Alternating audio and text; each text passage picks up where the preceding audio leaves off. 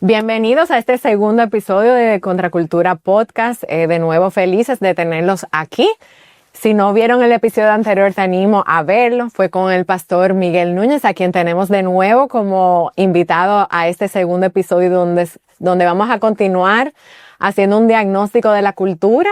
La vez pasada hablamos un poco de cómo llegamos hasta donde estamos, algunas de las luchas de nuestros hijos, pero hoy vamos a hablar específicamente de esas ideas predominantes que están en medio nuestro, que van formando su mente y su corazón.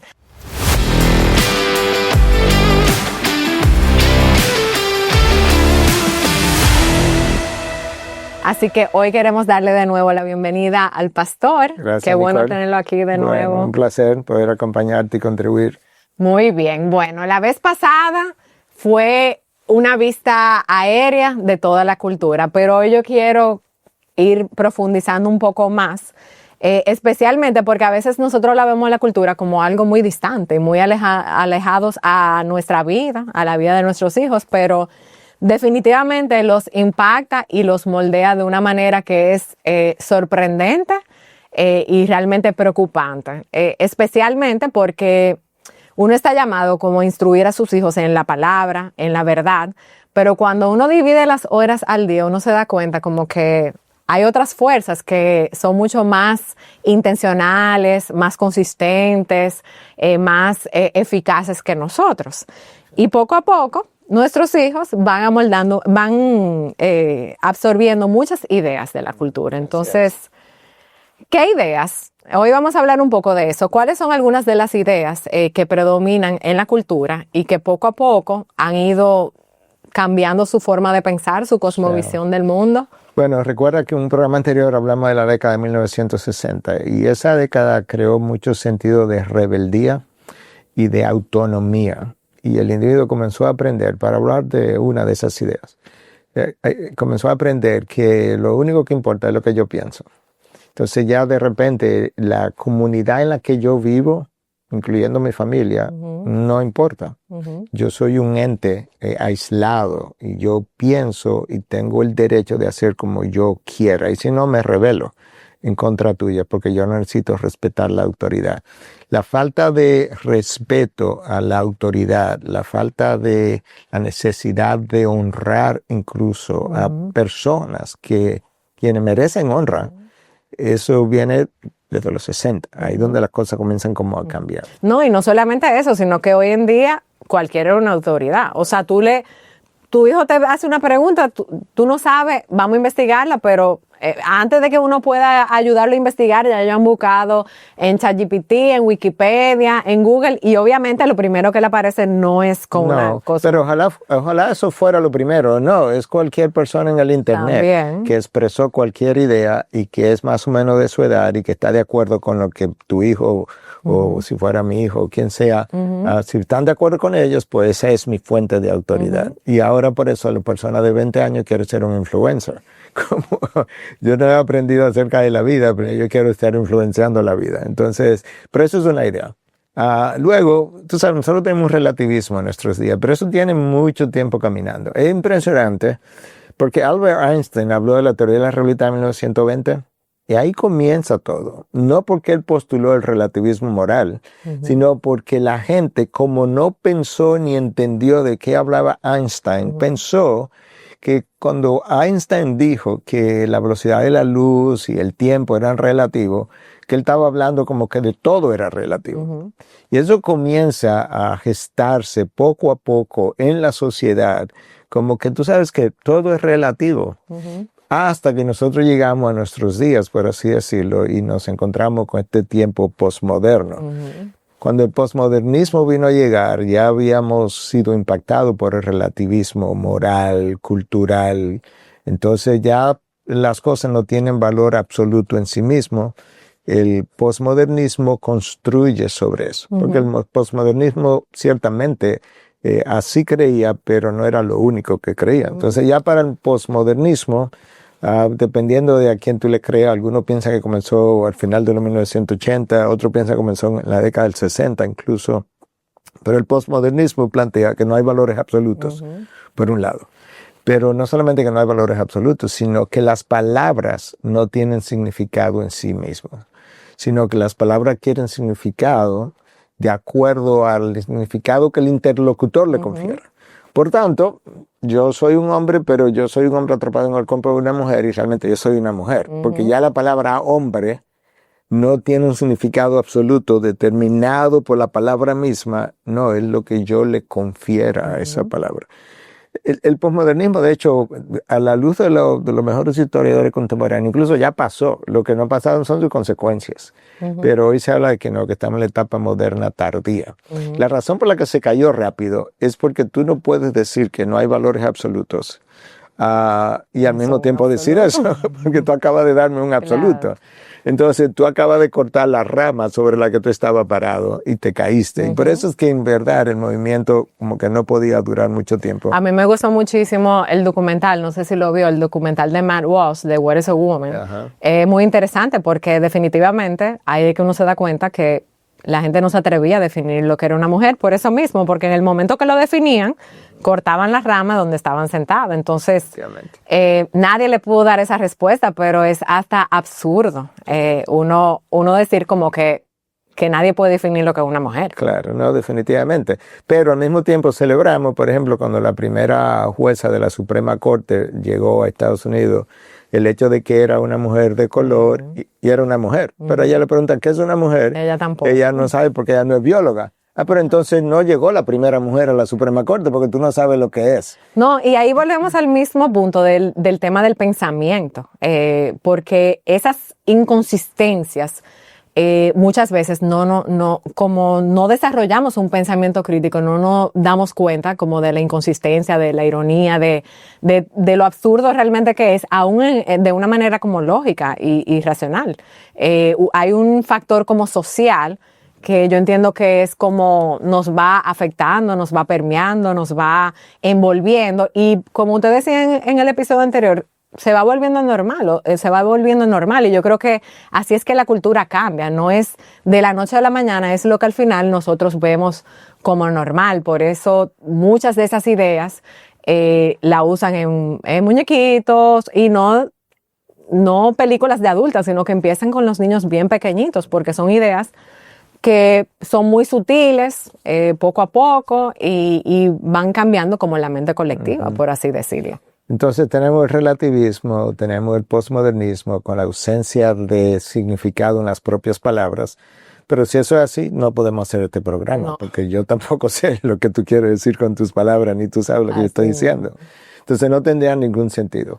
Pero yo creo que hay otras corrientes que vienen de muy lejos, quizás desde la caída del hombre, que simplemente se han acentuado ahora. Yo creo que tenemos un ser humano mucho más egocéntrico hoy en día que en tiempos atrás. Yo creo que había un sentido de comunidad en sentido general. Sí. Y yo recuerdo cuando visitas venían a la casa de mis padres querían salirse de su habitación para que usaran su habitación y una serie de cosas. Hoy en día no, eso no está. Lo que hay un sentido de molestia, esta gente ahora, uno que vive con tantos problemas y que ahora tengamos que buscar dónde que lo vamos a hospedar por esta noche. Ese sentido comunitario no existe.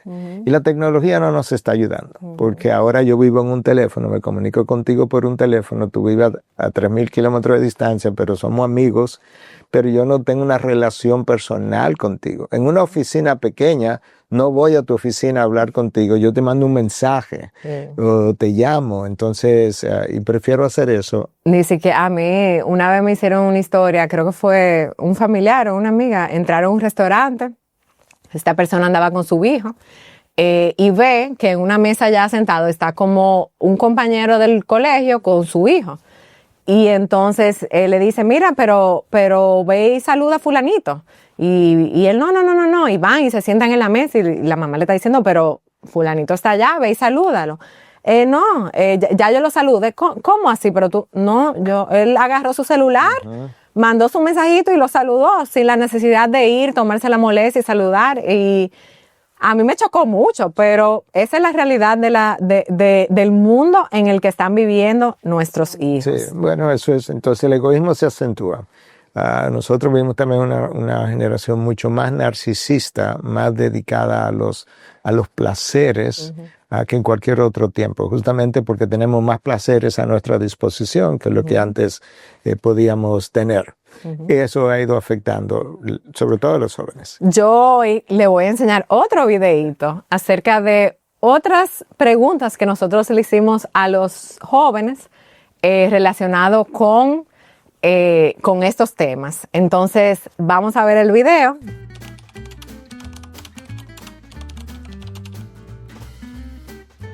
Depende, porque si está en el diseño del Señor, pues no hay problema. Pero si está fuera de lo que el Señor nos manda hacer o el diseño que el Señor nos manda hacer, pues está mal. Bueno, sí, porque si va a beneficiar a la otra persona,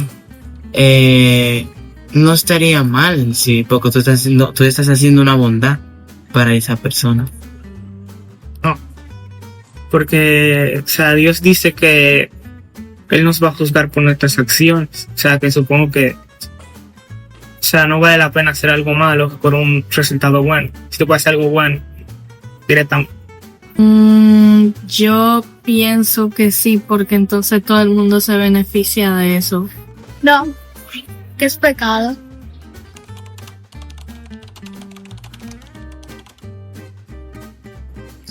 Yo creo que todos tienen una verdad, pero siempre va a haber una verdad. O sea, que yo digo que sí, que hay una verdad absoluta, pero todos pueden tener su propia verdad. O sea, no es malo.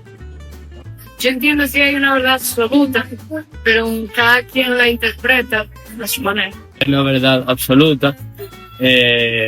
O sea, al final, aunque cada quien tenga una verdad relativa, no vale de nada, porque la verdad absoluta es la que tiene la definitiva. Yo pienso que como una relación simbiótica, como cuando muchos inmigrantes van a un país, ellos moldean esa cultura, pero una persona que se queda dentro de un país por mucho tiempo es moldeada por esa cultura. Bueno, yo creo que ambas, porque para que sea una cultura es un conjunto de convicciones de varias personas, entonces esas convicciones nos influencian a nosotros a pensar lo mismo que ellos o a hacer lo mismo. Ok, pastor, cuéntame, ¿qué le pareció ese video? Bueno, tú viste que algunos de esos jóvenes, de manera hasta cierto punto inocente, porque todavía no ha desarrollado su pensamiento, pensaron, bueno, si yo hago algo malo, pero el resultado final es bueno, como eso puede ser bueno. Eso es en términos sencillos, pero eso es toda una teoría discutida años atrás a nivel académico, y es el utilitarismo. Y el utilitarismo habla justamente que el fin justifica los medios. Entonces no importa lo que tú uses, lo que hagas, si al final otros se van a beneficiar. No, y eso uno lo ve, me vienen algunas ideas a mi cabeza, por ejemplo, la película de La Sirenita. O sea, ella al final desobedeció, hizo muchísimas cosas y para el bien de otros. Entonces, uno puede pensar, y hay muchas películas, hay muchos muñequitos, hay muchas cosas que realmente como idea, como esencia de su idea, eso es lo que están transmitiendo. O sea, el fin justifica los medios, no importa, porque si es para un bien mayor, entonces vale la pena hacerlo. Sí, no, o la otra idea de que si yo lo hice por amor, entonces estuvo bien hecho porque fue por amor. La pregunta es, número uno, ¿quién define el amor? ¿Lo define tú, lo defino yo, lo define el pastor de mi iglesia, lo define el Papa Católico, lo define Hitler en su época? ¿Quién va a ser el que va a definir el amor? Pero eso comienza de nuevo a nivel académico. En 1966, de hecho, Joseph Fletcher publica un libro de la ética situacional. Y la idea ahí era que las cosas no eran necesariamente mala o buena, que depende de la situación. Entonces él definía el amor como el máximo valor. Entonces ahora yo puedo hacerme un aborto porque por amor yo no quería hacerle ese daño a mis padres, por ejemplo, traerle vergüenza a mis padres. O por amor al niño, de que tal vez yo no puedo darle la vida que yo quisiera darle. Entonces, por amor a él, yo también. O ahora yo comienzo las relaciones sexuales tempranas porque por amor a mi novio o a mi novia, yo no quise decirle que no. Entonces ahora, de repente, el amor que es un valor bíblico, adquiere otra definición y connotación. Pero el que está en la sociedad, que no está en los términos académicos, lo absorbe ya digerido de una forma que cambia su mente, su estilo de vida. Entonces ahora tenemos entre las ideas que nos afectan el utilitarismo, tenemos la ética situacional, que la cosa depende de la situación, lo cual no es verdad. Tenemos también una sociedad que se cree más entitled, ¿cómo se llama eso? Merecedora de lo que sociedades anteriores pensaban que se merecían. Entonces ahora todo el mundo te dice, no, yo me merezco esto, yo me merezco lo otro.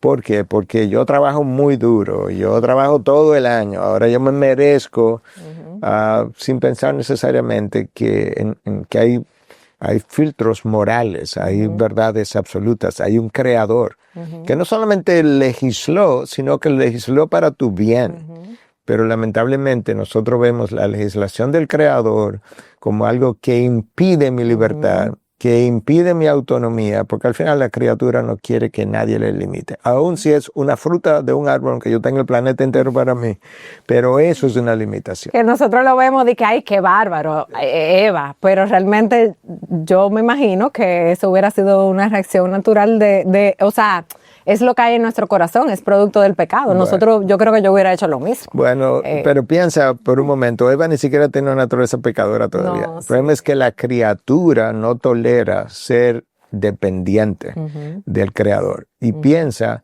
que como el creador es autónomo, ella es autónoma. Y la verdad es, Nicole, que nadie es autónomo. Yo estoy aquí haciendo este programa contigo. Yo no soy autónomo ni aún aquí. Yo tengo que dejarme conducir por ciertas reglas, ¿verdad? Del lugar donde estoy, de la ética del programa.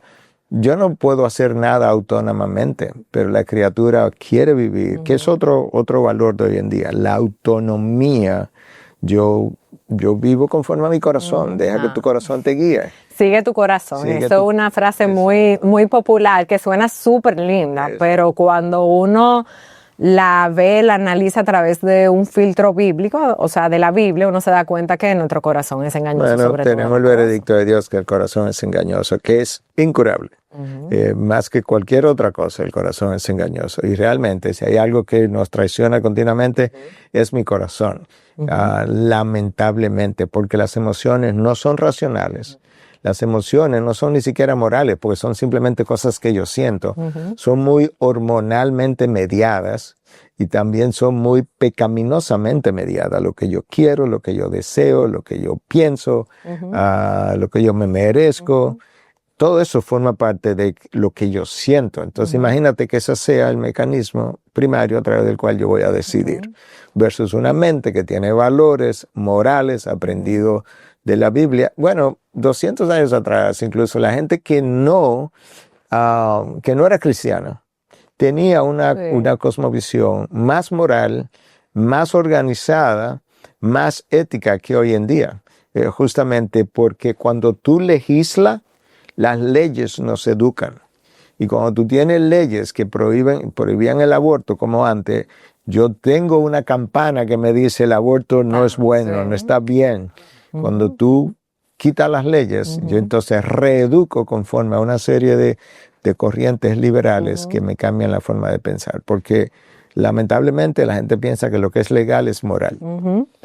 Pero no es verdad. No, y que por eso yo decía al principio que es importante uno como padre estar apercibido de que a veces nos suena la alarma cuando hablamos de aborto, de homosexualidad, de identidad de género, y es como, yo no puedo dejar que mi hijo vea nada que tenga que ver con nada de eso, y eso está bien, o sea, no estoy abogando por eso. Lo que pasa es que a veces decimos radicalmente no a nada de esto, pero entonces sí permitimos otras cosas que nos venden ideas que son iguales de peligrosas también, pero no estamos como apercibidas de eso. Entonces hay ciertos programas, ciertas series, cierta música como que nos están vendiendo muchas de esas ideas que poco a poco van permeando y cambiando nuestra mente, pero eso no lo vemos como tan malo, porque si no tiene... yo le voy a decir la verdad, por mucho tiempo así era que yo hacía, o sea, no tiene sexualidad, no tiene mala palabra, no tiene violencia, check, está bien, pero no. No, porque hemos llegado al punto donde los pecados extremos son lo que nos llama la atención. Pero todo lo que está antes de eso está bien.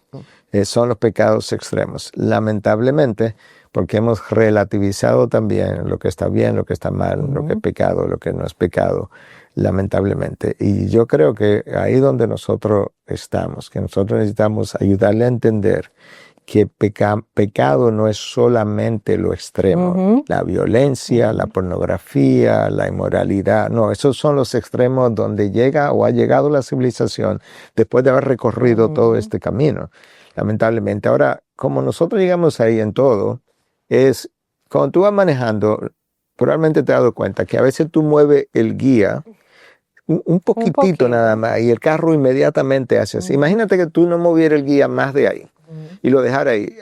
A los varios metros tú te has estrellado contra algo. Porque esa pequeña desviación que era, tú sabes, ínfima en un momento dado, te va sacando de donde tú venías. Y yo creo que de ahí el llamado de la palabra, que no te desvíe ni para la derecha ni para la izquierda. Dios le dice eso a Josué.